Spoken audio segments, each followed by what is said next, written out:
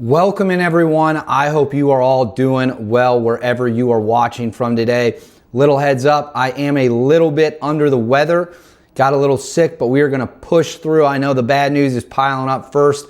I lost my home in the flood, and now I am sick. But you know what? We're not going to quit. We're not going to back down because we have some big news about some action President Trump has taken on the border that could have a significant impact when it comes to dealing with the cartels, dealing with the poison and the violence and the carnage they are pushing across the border. We're going to break down Trump's latest move to handle these absolute scumbags. But before we do that, please make sure to like and subscribe. Hit that bell so you always know when there's a new video and you don't miss any updates with the news. And also comment below with how you want to see President Trump and the United States military handle these cartels. I'm going to push through here best I can with, a little bit of some health issues in the throat, but we're going to get through it. And let's roll into it right now. So we know President Trump, the United States military, the intelligence communities, the CIA, a variety of different organizations have been taking moves against the cartels. They've been doing whatever they can short of actually bombing these, pieces of garbage who are poisoning our communities. They are setting the stage. They're setting the conditions, right? We are moving troops to the border. We have spy flights going into Mexico. We have the drones flying over Mexico. Mexico is trying to push back against that. The Mexican president, Claudia Sheinbaum, saying that they're going to protect their sovereignty against any strike inside Mexico carried out by the United States.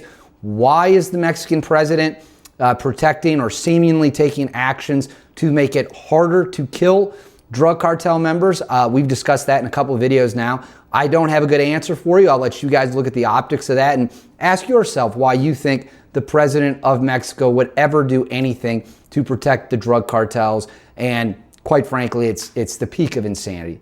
But President Trump has now issued a new order involving the border and the United States military. This is a big news. This is a big game changer. And it goes back to, again, setting the conditions for if we are going to engage in a strike or a fight, we're going to do it on our terms. So let's get into Trump's latest move right now. So this is a report from The Guardian summing up President Donald Trump's new order dealing with the border, the United States military, and another step up that escalation ladder to deal with the people pushing the poison in our country. I'm going to throw this up on the screen for you all right here. President Donald Trump has authorized the military to take control of land at the U.S.-Mexico border as part of the president's broader efforts to crack down on undocumented immigration. The authorization came late on Friday in a memorandum from Trump to Interior Secretary Doug Burgum, Defense Secretary Pete Hegseth, Homeland Security Secretary Kristi Noem, and Agricultural Secretary Brooke Rollins, which outlawed new policies concerning military involvement at the U.S.'s southern border. The memorandum, entitled "The Military Mission for Sealing the Southern Border of the United States and Repelling Invasions," allows the U.S. Armed Forces, the military, the Army, the Marines, whatever it might be, to take a more direct role when it comes to securing the boundary in question. Our southern border is under attack from a variety of threats, the order claimed. The complexity of the current situation requires that our military take a more direct role in securing our southern border than in the recent past.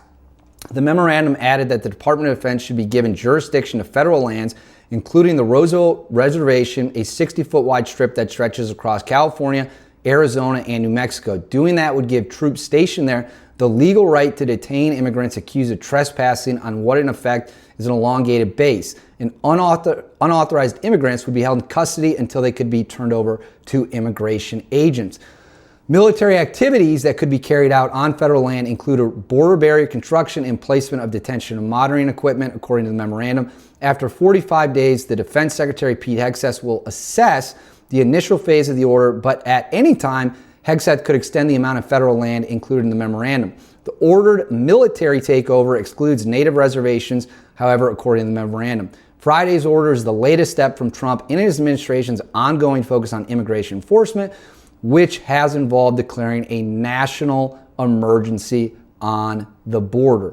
So that is what Trump has done. He is now giving the United States military essentially broad control over the border areas. They're going to be able to move troops where they want. They're going to be able to move resources where they want, put men where they want. It is going to be militarized. It is going to act as essentially a staging area for the United States military across several states to lock the border down. But it's got a lot more to it than just that. And let's go ahead and get into that right now. So what does the military taking control of the southern border in this new order from President Trump? Because remember, shortly after his election, we did flood troops to the border. We did flood heavy equipment to the border.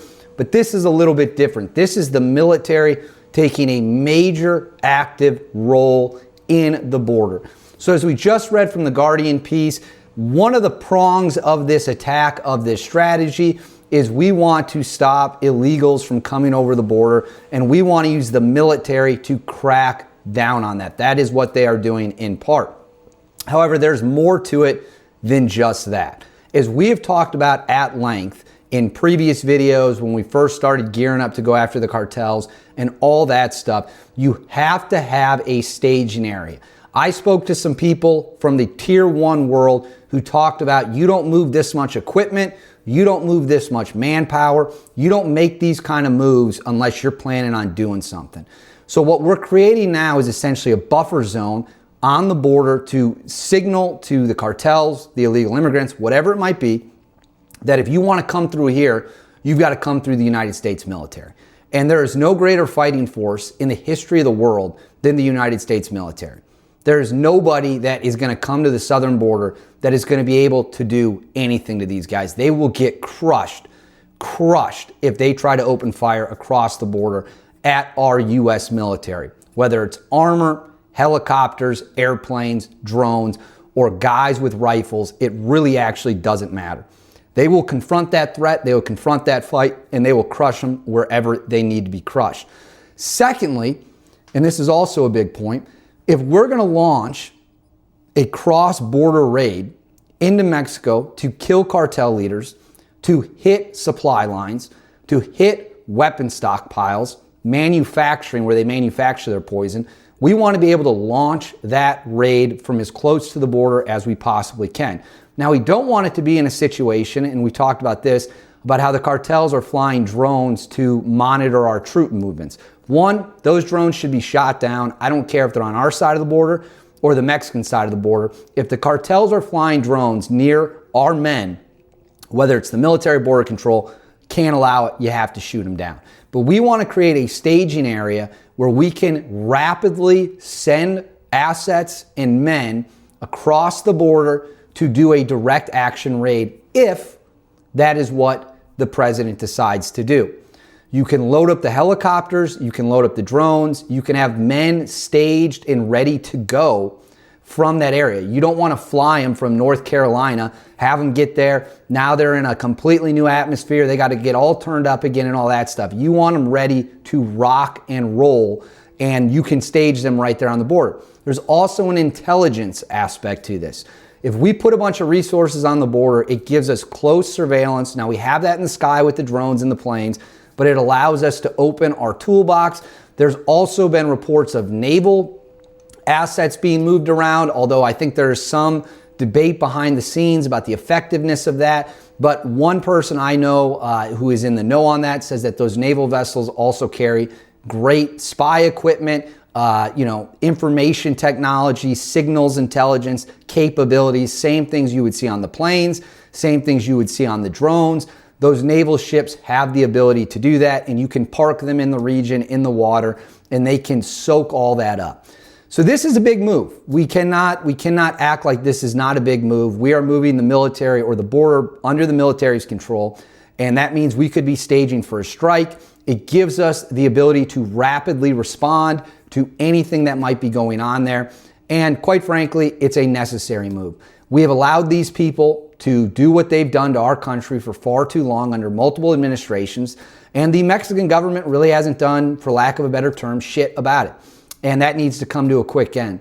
And by Trump putting the border or swaths of the border under military control, it is sending a direct message to the people on the other side of the border: do not test us. It also gives us that option to fly over there, strike them quickly, get back over, as we've seen in raids in other parts of the world, whether it be the Middle East or Africa. I think it's a great move, but it doesn't really matter what I think. I want to hear what you guys think. Let me know in the comments if you support this move from President Trump. Make sure to like and subscribe. Hit that bell so you know every time we have a new news update for you. And as always, I will see y'all next time. Let's hope I'm feeling a little bit better.